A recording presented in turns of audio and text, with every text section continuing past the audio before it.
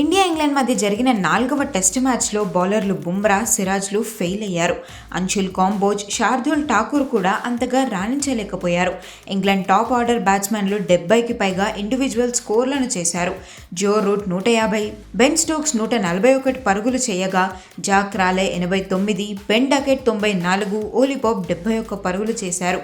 ప్రత్యర్థి బ్యాటర్లను కట్టడి చేయడంలో భారత బౌలర్లు విఫలం అవ్వడంతో మేనేజ్మెంట్, కోచింగ్ స్టాఫ్లో మార్పులు చేసేందుకు బీసీసీఐ సిద్ధమైనట్లుగా తెలుస్తోంది.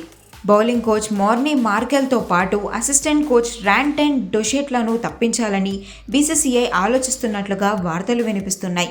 టీమిండియా సెప్టెంబర్లో ఏషియా కప్ 2025 టోర్నీ ఆడనుంది. ఇంగ్లాండ్ టూర్ ముగిసిన తర్వాత లాంగ్ బ్రేక్ రానుంది.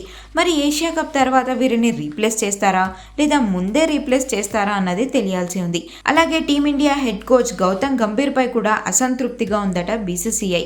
గంభీర్ హెడ్ కోచ్గా బాధ్యతలు తీసుకున్న తర్వాత ఇండియా 14 టెస్ట్ మ్యాచ్లు ఆడింది.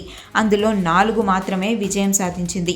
ఇక గంభీర్ తన పొజిషన్ కాపాడుకోవాలంటే ఓవెల్ టెస్ట్ను ఖచ్చితంగా గెలవాల్సిందే. Gautam Gambhir contract 2027 one day world cup వరకు ఉంది.